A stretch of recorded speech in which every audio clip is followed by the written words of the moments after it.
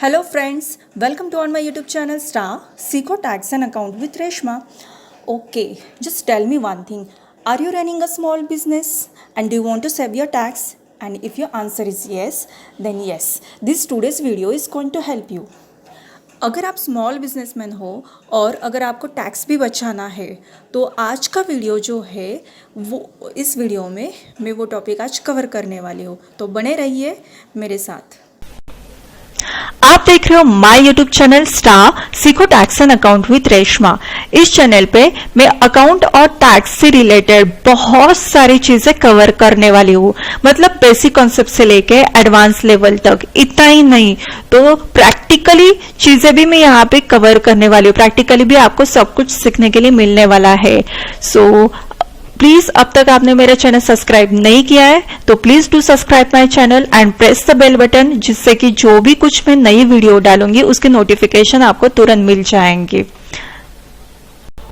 तो चलो फ्रेंड्स, बढ़ते हमारे आज की वीडियो के टॉपिक की तरफ। हमारा आज का टॉपिक है 44AD यानी कि प्रिजम्पटिव टैक्सेशन स्कीम। एग्जैक्टली क्या है, उसके फीचर्स क्या है और इसकी टैक्स कैलकुलेशन कैसे होती है ये, और किन लोगों को ये एप्लीकेबल है, किन लोगों के लिए ये एप्लीकेबल नहीं है, ये सारी चीजें इस वीडियो में आज हम कवर करने वाले हैं। इनकम टैक्स एक्ट में कुछ रूल्स बताए हैं जिनको फुलफिल करने के बाद व्यापारी लोगों के लिए बुक्स ऑफ अकाउंट्स मेंटेन करना जरूरी होता है। लेकिन छोटे व्यापारियों का क्या, उनके लिए तो बुक्स ऑफ अकाउंट्स मेंटेन करना और वो भी डेली बेसिस पे एक परेशानी का काम हो सकता है। मतलब बिजनेस के ऊपर भी ध्यान दो और डेली बेस पे ये हिसाब किताब भी मेंटेन करो, और अगर उन्होंने ये हिसाब किताब डेली बेस पे मेंटेन भी किया तो उनके लिए ये खर्चे जो है वो अनावश्यक, मतलब अननेसेसरीली ये खर्चे रहते हैं। सो ये जो कॉम्प्लेक्सिटीज है, ये सारी कॉम्प्लेक्सिटीज दूर करने के लिए छोटे व्यापारियों के लिए इनकम टैक्स एक्ट ने एक स्कीम डेवलप की है। वो स्कीम को कहते हैं प्रिजम्पटिव टैक्सेशन स्कीम, जो कि आती है इनकम टैक्स एक्ट में 44AD सेक्शंस के अंडर। ठीक है, और ये जो स्कीम है स्पेशली छोटे बिजनेसमैन लोगों के लिए है। प्रिजम्पटिव टैक्सेशन स्कीम में एक्चुअली अलग अलग सेक्शंस कवर किए जाते हैं, लेकिन हम इस वीडियो में सिर्फ 44AD की बात करेंगे। 44AD उसको बोलते हैं presumptive taxation scheme. This scheme is design for the small businessman, मतलब जितने भी छोटे व्यापारी है, छोटे स्केल पे अपना व्यापार कर रहे हैं, उन लोगों के लिए, उन व्यापारी लोगों के लिए ये स्कीम डिजाइन की गई है। अब स्मॉल बिजनेसमैन मतलब क्या कि जिनका बिजनेस का एनुअल टर्नओवर और total gross receipts in previous year must be less than 2 crore, यानी कि उनके पिछले साल में उनके बिजनेस में जो भी एनुअल टर्नओवर है या टोटल ग्रॉस रिसीट्स है वो 2 करोड़ या 2 करोड़ से भी कम होनी चाहिए। अगर वो ये कंडीशन सेटिस्फाई करते हैं तो yes, they can opt presumptive taxation scheme under section 44AD। Second, 44AD जो है, मतलब ये जो प्रिजम्पटिव टैक्सेशन स्कीम है, ये किन के लिए एप्लीकेबल है? First of all individual, Hindu undivided family and partnership firm. सिर्फ ये तीनों ही इस 44AD के दायरे में आते हैं, मतलब सिर्फ इन तीनों को ही ये सेक्शन एप्लीकेबल है। लेकिन यहाँ पे एक बात ध्यान में रखनी चाहिए कि वो तीनों रेसिडेंट होने चाहिए। Resident individual, resident Hindu undivided family, resident partnership firm, इनको ही 44AD जो है सेक्शन एप्लीकेबल है। ये तीनों ही प्रिजम्पटिव टैक्सेशन स्कीम ऑप्ट कर सकते हैं। अब किसको ये एप्लीकेबल नहीं है, कंपनी रहेगी या लिमिटेड लायबिलिटी पार्टनरशिप फर्म रहेगी, तो इन दोनों को 44AD एप्लीकेबल नहीं है। ये लोग 44AD प्रिजम्पटिव टैक्सेशन स्कीम जो है वो ऑप्ट नहीं कर सकते। ठीक है, यहाँ पे हमने 3 बातें सीखी। फर्स्ट ऑफ ऑल, एक तो छोटे बिजनेसमैन लोगों के लिए, मतलब जो छोटे व्यापारी है उन लोगों के लिए ये स्कीम है, वो लोग ये स्कीम ऑप्ट कर सकते हैं। लेकिन कंडीशन ये है कि पिछले साल में उनका जो बिजनेस से आया एनुअल टर्नओवर है या टोटल ग्रॉस रिसीट्स है वो 2 करोड़ या 2 करोड़ से कम होने चाहिए, तभी वो ये प्रिजम्पटिव टैक्सेशन स्कीम ऑप्ट कर सकते हैं। Next, individual HUF and partnership form, लेकिन वो रेसिडेंट चाहिए, उनके लिए ये स्कीम एप्लीकेबल है। कंपनी और लिमिटेड लायबिलिटी पार्टनरशिप फॉर्म के लिए ये स्कीम एप्लीकेबल नहीं है। सो जो भी व्यापारी लोग 44AD ऑप्ट कर लेते हैं, यानी कि प्रिजम्पटिव टैक्सेशन स्कीम को एक्सेप्ट कर लेते हैं, तो उन लोगों को बुक्स ऑफ अकाउंट्स मेंटेन करने की जरूरत नहीं रहती। देन नेक्स्ट वन, उनको ऑडिट की झंझट भी नहीं रहती। Then third one is the most important कि अगर एक बार कोई भी व्यापारी, मतलब कोई भी व्यापारी नहीं, जिसकी turn over last year turn over या ग्रॉस रिसीट्स उसके बिजनेस से 2 करोड़ से कम है, और अगर ये स्कीम ऑप्ट करना चाहते हैं, तो एक बार उन्होंने ये स्कीम ऑप्ट कर ली तो कंटिन्यूअसली उनको 5 साल तक ये स्कीम फॉलो करनी पड़ती है। ठीक है, यदि आप एक बार प्रिजम्पटिव टैक्सेशन स्कीम को अपना लेते हैं तो अगले 5 वर्ष तक इसको फॉलो करना पड़ेगा। अगर आप इन 5 वर्षों में से किसी भी वर्ष में इस स्कीम को फॉलो नहीं करते, तो ये स्कीम आपको अगले 5 वर्षों तक उपलब्ध नहीं होंगी। यानी कि समझो, अगर मेरा कोई एक छोटा सा बिजनेस है, वो बिजनेस की जो भी ग्रॉस रिसीट्स या टर्नओवर है, मानो कि 2 करोड़ से भी कम है, और अगर मुझे 44AD स्कीम के अंडर उसका बेनिफिट लेना है, प्रिजम्पटिव टैक्सेशन स्कीम का बेनिफिट मुझे लेना है, तो अगर मैंने ये स्कीम एक बार चूज कर ली, तो जिस साल में मैं ये स्कीम चूज करूंगी, तो मुझे कंटिन्यूअसली वो साल के बाद 5 वर्ष तक उसको फॉलो करनी पड़ेगी। सपोज उस 5 वर्ष में अगर किसी वर्ष में मैं ये स्कीम ऑप्ट आउट करती हूँ, फॉलो नहीं करती हूँ, तो जिस साल में मैं ये स्कीम ऑप्ट आउट करूंगी, उसके 5 साल बाद तक मुझे ये स्कीम की बेनिफिट नहीं मिलेगी। ठीक है, तो वो 5 साल जो है, ऑप्ट आउट करने के बाद के जो 5 साल है, उसमें मुझे बुक्स ऑफ अकाउंट्स भी मेंटेन करना पड़ेगा और ऑडिट भी करवानी पड़ेगी। ठीक है, तो ये बात यहाँ पे पक्का ध्यान रखना। Next one, assessee can avail the benefits under chapter 6A section 80C to 80U, मतलब जो भी इस स्कीम को ऑप्ट करता है उसको 80C to 80U के जो भी बेनिफिट है वो यहाँ पे मिल जाएंगे। Next one, this scheme cannot be opted by the person who has made any claim towards deduction under section 10A, 10AA, 10B, 10BA or under section 80HH, 280 RRB in the relevant year।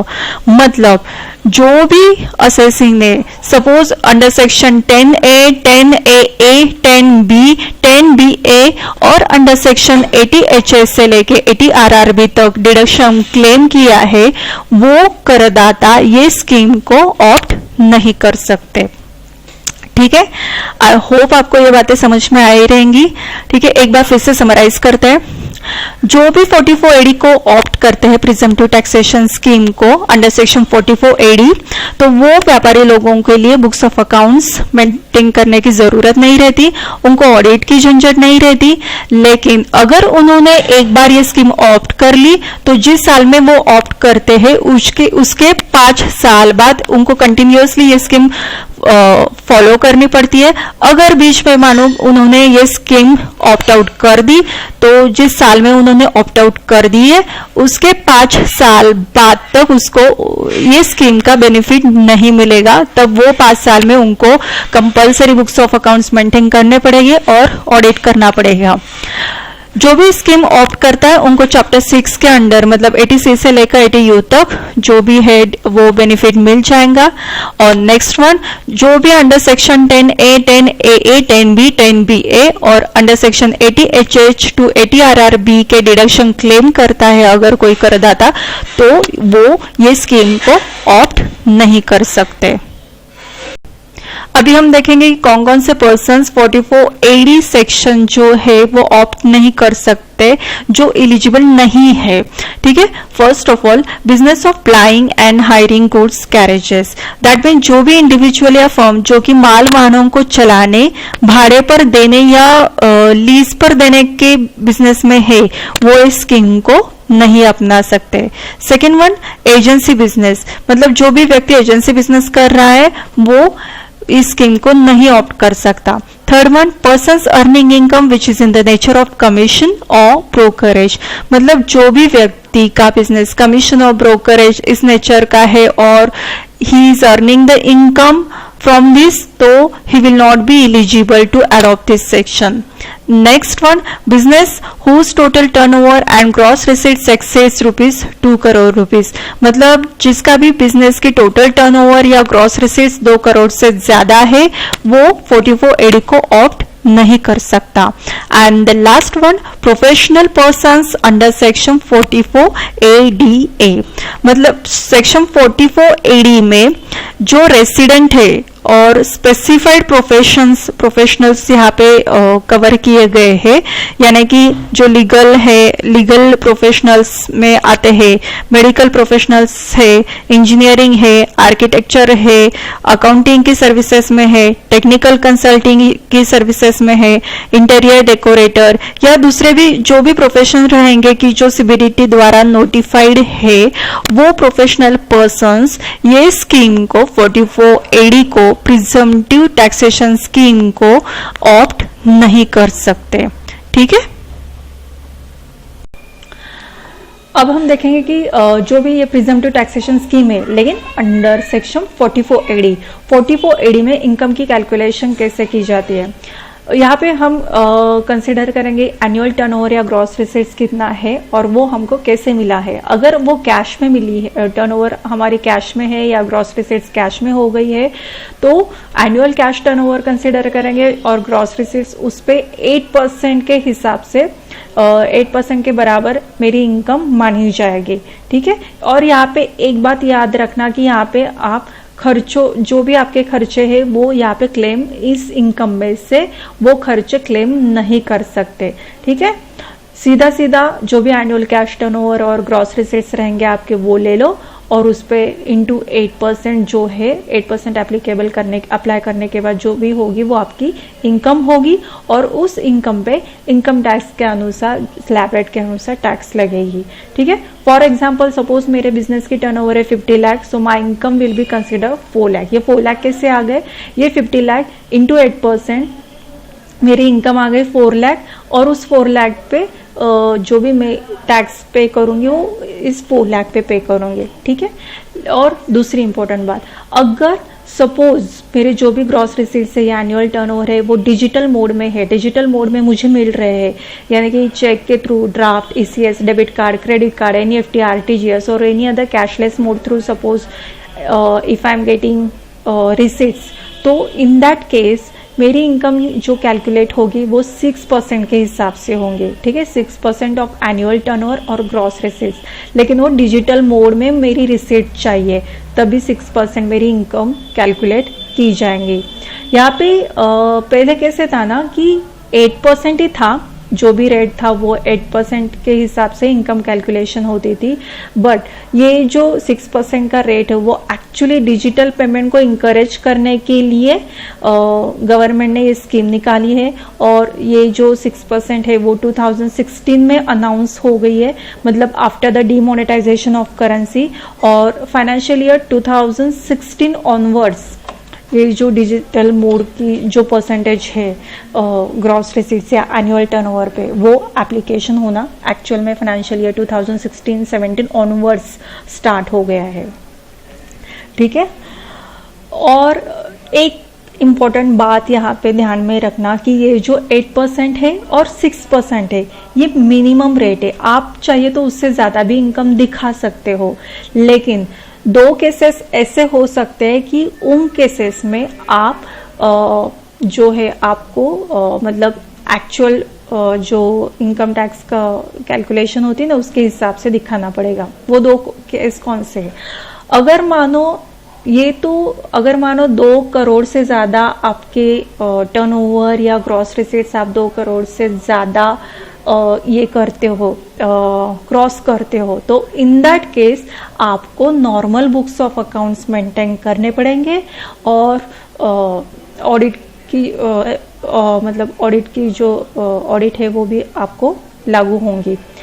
और दूसरी case ये है कि suppose मेरी जो business की income है actual में कम है, ठीक है, लेकिन जब मैं 8% दिखाती हूँ या 6% दिखाती हूँ तो वो ज़्यादा आ रही है। एक्चुअल में मेरी बिजनेस की इनकम बहुत कम हो गई है, लेकिन 8% या 6% के हिसाब से जब भी मैं कैलकुलेट करती हूँ तो वो ज़्यादा दिखाई दे रही है।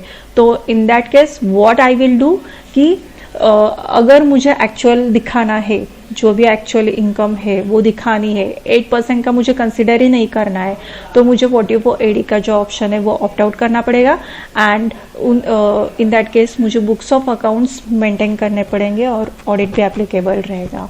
ठीक है, आई होप आपको ये जो बात है वो अच्छे से समझ में आ गई रहेंगी। 44AD जो सेक्शन है एग्जैक्टली क्या है, किन लोगों को किन बिजनेसेस के लिए एप्लीकेबल है, किन बिजनेस के लिए एप्लीकेबल नहीं है, उसके फीचर्स क्या है, कंडीशंस एग्जैक्टली क्या है।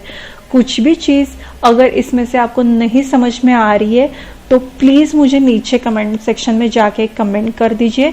मैं जब भी मुझे टाइम मिलेगा तो I will give you reply to all your comments. और अगर किसी टॉपिक के ऊपर आप टैक्स या अकाउंट्स में किसी भी टॉपिक के ऊपर अगर आपको ऐसे लगता है कि मैं उसके ऊपर वीडियो बनाऊं तो प्लीज़ मुझे नीचे कमेंट में जाके कमेंट कर दीजिए। अगर कुछ आपके सजेशंस रहेंगे, डाउट्स रहेंगे, क्वेरीज रहेंगे जो भी इस वीडियो से रिलेटेड है तो नीचे कमेंट सेक्शन में जाके मुझे कमेंट करो। और तब तक के लिए रेशमा सेज बाय। सीखते रहो, सिखाते रहो।